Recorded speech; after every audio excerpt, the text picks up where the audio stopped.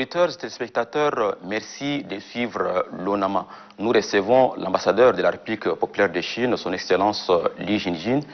C'est dans le cadre des 100 ans de la création du Parti communiste chinois. Excellence, merci de nous avoir accordé cette interview exclusive. Bienvenue à l'ambassade. Et pour conduire cet entretien, nous sommes deux. Il y a moi-même Adef Ahmad Benrahma et Mamanour Adoum Sougoumi. La République populaire de Chine s'apprête à célébrer le 100e anniversaire de la création du Parti communiste chinois, PCC. Dites-nous, monsieur l'ambassadeur, comment est né ce parti?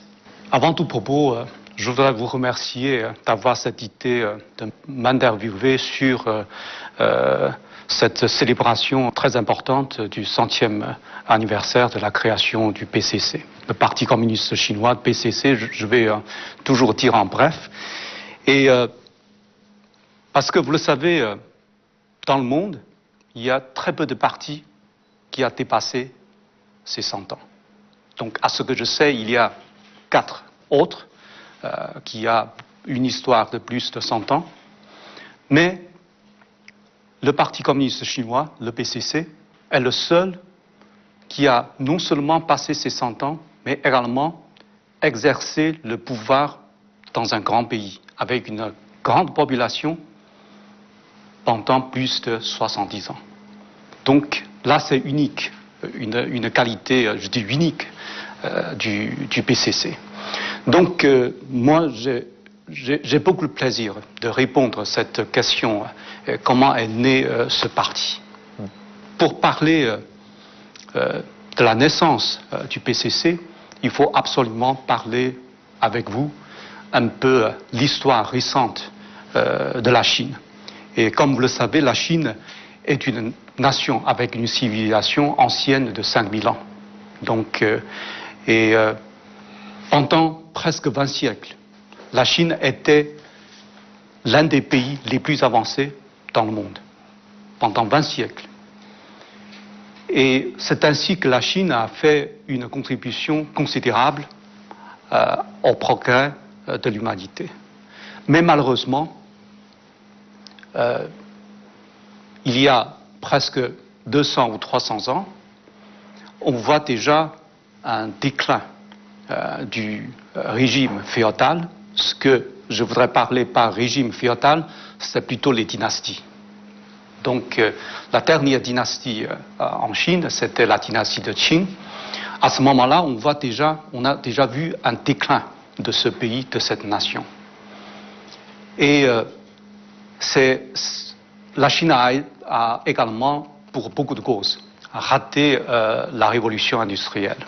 Donc, cela explique donc ce déclin également. C'est depuis la guerre de l'opium en 1840. C'est la guerre contre l'invasion britannique. Depuis cette année-là, à cause de l'agression des puissances occidentales, donc non seulement l'invasion britannique, mais également d'autres pays occidentaux, presque tous les pays, je dis européens, et les États-Unis après, ont fait une invasion ou bien une intervention en Chine. Et du fait de ces agressions des puissances occidentales et du déclin du régime de la dynastie, la Chine a sombré dans un état vraiment déplorable, en souffrant à la fois, je dis, des troubles intérieurs et des menaces extérieures. Bon, je vous donne quelques chiffres. Infligés par la force, la Chine a signé à ce moment-là, avec les pays occidentaux, plus de 700 traités inégaux, qui l'ont fait, c'était plus de 2 millions de kilomètres carrés de son territoire. 2, le peuple chinois s'est vu imposer un lourd fardeau de paiement des indemnités, ce qu'on appelle des indemnités de guerre, dont le montant, vous savez, c'est l'équivalent des recettes fiscales de l'époque sur 20 ans. Donc vous pouvez comprendre que c'est vraiment un fardeau très lourd pour le peuple chinois. Donc ces guerres incessantes ont plongé le peuple chinois dans une profonde misère. Donc, à ce moment-là, vous pouvez comprendre que le peuple chinois se trouve dans la misère et des intellectuels commencent à songer comment on peut faire face à cette situation, comment sauver la Chine. Et en réponse à cette situation, il y a de diverses forces vivantes en Chine. Par exemple, il y a la classe paysanne, la classe des propriétaires fonciers, les réformistes dans le, je dis, en sein de la dynastie, ainsi que les révolutionnaires bourgeois ont successivement proposé et pratiqué leurs plans pour sauver le pays. Mais malheureusement, toutes ces tentatives ont échoué. Parce que, vous savez, la Chine a une tradition féodale, je dis, pendant plus de 2000 ans. Donc le féodalisme est tellement lourd que ces classes-là ne peuvent pas faire face à ce féodalisme. Et puis les pays occidentaux, les agressions de ces pays-là pèsent également très lourdement sur le peuple chinois. Donc c'est à ce moment-là qu'on pense qu'il faut trouver d'autres moyens, une autre voie pour sauver la Chine. Donc, comme vous le savez, en 1917, en Russie, il y a la révolution d'octobre. C'est après cette révolution, le marxisme-léninisme est entré en Chine. Donc c'est à ce moment-là, il y a des intellectuels avant-gardistes qui étudient le marxisme et ils ont formé des groupes d'études du marxisme dans certaines grandes villes en Chine. Et après quelques années de développement, eux, ils songeaient à créer leur propre parti. Donc c'était en 1921 que ces groupes, je dis marxistes, qui a envoyé leurs représentants à Shanghai dans une concession française à la ville de Shanghai. Ils ont tenu le premier congrès du Parti communiste chinois. Et c'est durant ce congrès que le nom de ce parti a été déterminé, le Parti communiste chinois, et leur rêve, leur objectif est fixé de réaliser, c'est-à-dire de réaliser le socialisme dans ce pays pour sauver la Chine. Vous avez dit dans votre réponse tout à l'heure que la Chine a dû payer des indemnités. À qui elle a payé ces indemnités? Aux pays occidentaux.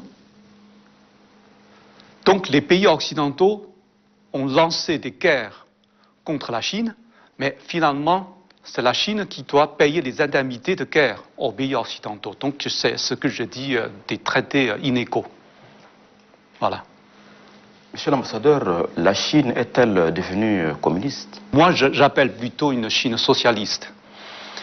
Après la fondation de la République populaire de Chine en 1949, sous la conduite du PCC, nous avons donc pendant 7 ans à faire une réforme socialiste pour transformer, vous savez, les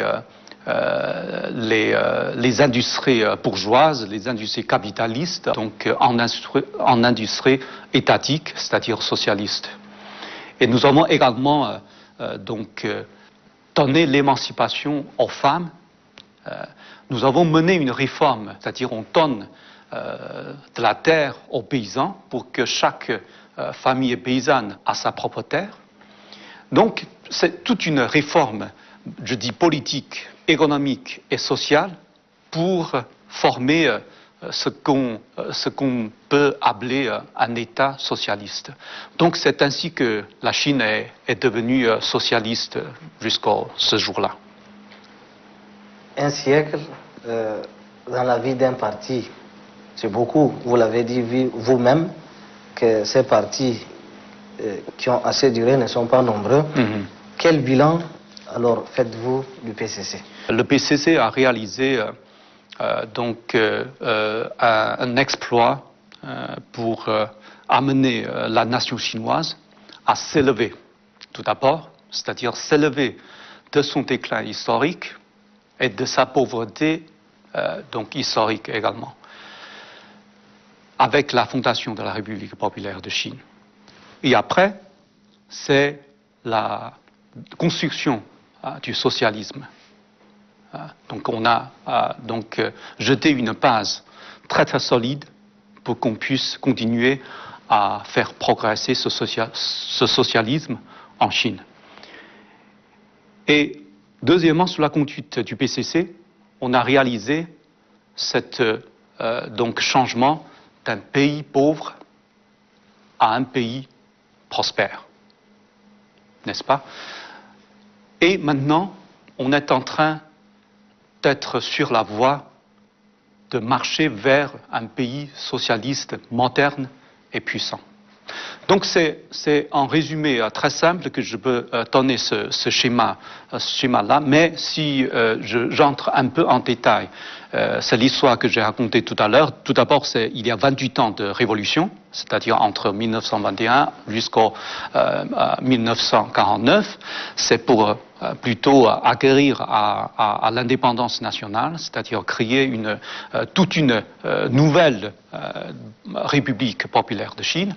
Et après, il y a 29 ans de construction du socialisme. Et durant ces 29 ans, nous avons beaucoup d'expérience. Nous avons des acquis, mais nous avons également des échecs. C'est-à-dire le PCC a également commis des échecs comme la grande révolution culturelle. On pense que ces 10 ans, ce sont les 10 ans perdus. Donc, mais heureusement, le Parti communiste chinois a remédié à ces fautes commises par lui-même. Donc on s'est remis sur la voie correcte de mener le pays vers un socialisme moderne. Donc, inaugurant ainsi une nouvelle phase de la modernisation socialiste. Nous avons introduit des capitaux étrangers et des technologies avancées. Le gouvernement chinois s'est efforcé de promouvoir la réforme de l'économie de marché, n'est-ce pas, et s'est frayé la voie du socialisme aux couleurs chinoises. Donc, c'est ce qu'on appelle le socialisme aux couleurs chinoises. Donc, à grands pas, c'est pendant ces 34 ans de réforme et d'ouverture que la Chine, à grands pas, a rattrapé le temps et l'avancement mondial. Je vous donne quelques chiffres. De 1978 à 2012, l'économie chinoise a connu une croissance, une vitesse sans précédent. Le PIB a augmenté en moyenne de 9,8% par an. Alors que ce chiffre au monde, c'est d'environ 2,3%. Le PIB chinois a dépassé celui de l'Italie en l'an 2000, celui de la France en l'an 2005, celui de la Grande-Bretagne en l'an 2006, celui de l'Allemagne en 2007 et en 2010. Enfin, la Chine a devancé le Japon pour devenir la deuxième puissance économique mondiale à partir du 2010. Et après ces 34 ans, à partir du 2012, il y a le 18e congrès national du Parti communiste chinois. Et vous savez, c'est à ce moment-là que M. Xi Jinping est devenu le secrétaire général du parti et également, bien sûr, le président de la République. Donc le PCC a démarré la construction d'un pays socialiste moderne sur tous les plans, à la nouvelle ère. La problématique est plutôt celle qui oppose l'aspiration du peuple à une vie meilleure et un développement insuffisant et déséquilibré. Donc, en même temps, comme vous le savez, sur le plan planétaire, nous constatons également des changements majeurs jamais vus depuis un siècle. Donc il y a le changement à l'intérieur de la Chine et à l'extérieur de la Chine. Donc on pense que nous sommes entrés dans une nouvelle ère. Et c'est sous la conduite de M. Xi Jinping et le comité central du PCC que nous avons accompli un bond encore plus prodigieux pendant ces 9 ans, ce qu'on appelle la nouvelle ère. Une croissance moyennement élevée de l'économie a été maintenu. Le PIB chinois a dépassé de 54 000 milliards de yuans à 100 000 milliards de yuans en 2020, représentant 18,6% du PIB mondial. Et surtout, en 2021, cette année, les derniers 99 millions d'habitants ruraux, ainsi que les 832 districts, se sont tous débarrassés de leur chapeau pauvre. Pour la première fois depuis 5000 ans, la Chine a pu ainsi éliminer la pauvreté absolue et atteint, 10 ans en avance, les objectifs définis par le programme de développement durable de l'ONU pour 2030. Excellence, l'expérience historique de la République populaire de Chine sous la conduite du PCC est une réussite. Alors, comment la Chine entend-elle partager ces modèles à travers la coopération internationale? Merci pour cette question, parce que c'est une question que j'ai beaucoup entendu parler. Et je voudrais donner une réponse très brève, parce que je pense que s'il existe un modèle, soi-disant modèle chinois, ce modèle correspond aux réalités de la Chine. Il ne peut pas être copié partout dans le monde. Là, c'est sûr. Une des philosophies du marxisme, je dis de base, c'est qu'il faut toujours rechercher plutôt la vérité dans la pratique. Mais la pratique est toujours étroitement liée en réalité de votre pratique. C'est-à-dire, pour un pays, il faut toujours trouver des réalités locales pour rechercher une voie pertinente pour le développement. Donc, de ce point de vue, nous n'exportons pas notre modèle. Mais cela n'empêche pas que nous voulons, bien sûr, présenter nos expériences aux pays amis pour qu'ils apprennent quelque chose de ces expériences. Mais il faut un travail, bien sûr, de conformité de ces expériences à leur propre réalité. Là, c'est nécessaire. Donc, nous n'exportons pas, surtout pas le modèle. Ce n'est pas comme, je dis, certains pays. Ils pensent que le modèle, leur modèle, c'est le meilleur, c'est unique. Ça doit être, donc, je dis, faire une extension dans le monde entier. Tout le monde doit être unique et unifié. Nous, les Chinois, nous ne pensons pas. Chaque pays a ses propres réalités, a ses propres spécialités. Il faut que le peuple de ce pays trouve une voie de développement eux-mêmes. Mais, quand même, pour répondre à votre question, je pense que une des, je dis, de résumé des expériences chinoises, c'est que nous ne devons pas parler trop de l'idéologie. Mais c'est plutôt, on ne parle pas du communisme, du socialisme, mais au niveau international, il faut parler de la gouvernance. Donc, ce qui différencie un pays de l'autre, ce n'est pas démocratique ou non démocratique, mais plutôt bonne gouvernance et mauvaise gouvernance. Là, c'est une leçon vraiment de la Chine, mon propre pays. Et puis, je pense que chaque gouvernement doit satisfaire également le besoin de son peuple. Et ce besoin, si je le résume, à part les expériences de la Chine, c'est plutôt la prospérité partagée commune. Ça veut dire si un pays se développe, mais il y a une couche très très riche, il y a une couche très très pauvre, ce n'est pas durable. Une prospérité partagée, cela garantit le progrès durable d'un pays, n'importe quel système, ou bien socialiste, ou bien capitaliste, mais il faut voir toujours, il faut partager la prospérité avec le peuple. Donc, pour ce faire, notre expérience, c'est qu'il faut trouver un équilibre entre trois choses. Mais vous connaissez peut-être l'équilibre entre trois pouvoirs. les Occidentaux disent souvent il faut trouver un équilibre entre trois pouvoirs exécutifs, donc la justice et le Parlement. Donc, mais notre expérience nous dit que ces trois choses, c'est plutôt les capitaux, la société et le gouvernement. Il faut trouver l'équilibre entre ces trois choses-là, les capitaux, la société, le gouvernement. Excellence, vous avez parlé des réalisations, vous avez parlé du bilan du PCC, mais dites-nous quelles sont les grandes transformations initiées par le Parti communiste chinois. Si je résume, donc on a réussi à transformer un pays semi-féodal, semi-colonial, en un pays indépendant avec une force et une unité de son peuple. Ça, c'est la première grande transformation. Le deuxième, c'est que nous avons établi à partir du 1956, c'est 7 ans après la fondation de la République populaire de Chine, nous avons instauré un système socialiste qui correspond en réalité de la Chine.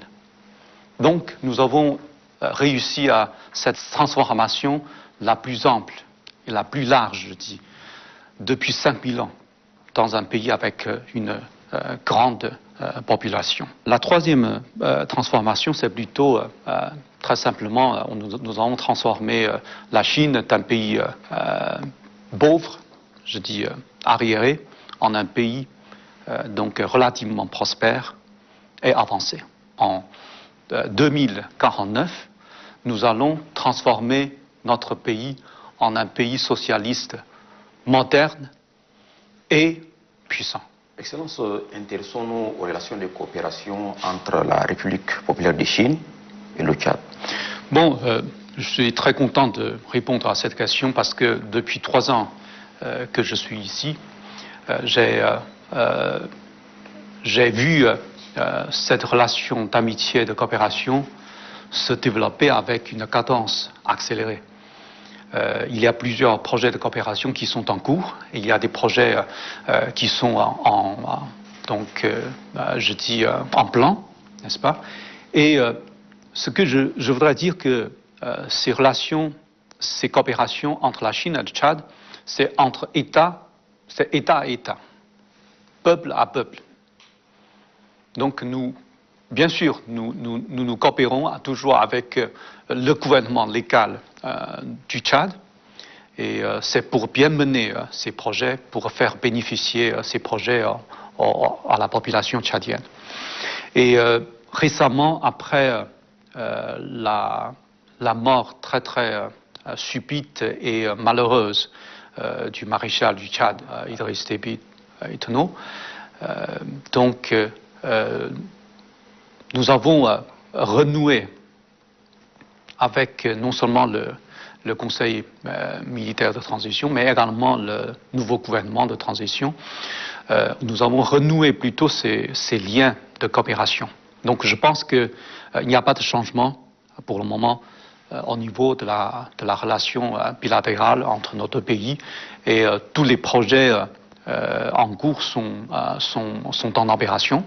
Donc, et on est en train de discuter des prochains projets de coopération. Donc, l'amitié ne change pas et l'amitié n'a pas changé pendant cette période. Et je pense que cette relation d'amitié et de coopération va continuer à se développer et bénéficier à nos deux peuples ensemble.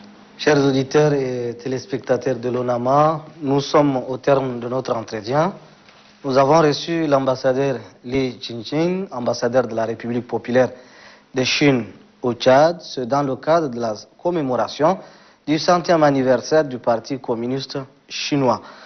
Excellence, merci d'avoir répondu à nos questions. Et merci. Merci auditeurs et téléspectateurs de l'ONAMA, Adef Ahmed Ben Rama et moi-même, nous vous disons merci pour votre fidélité. Au revoir.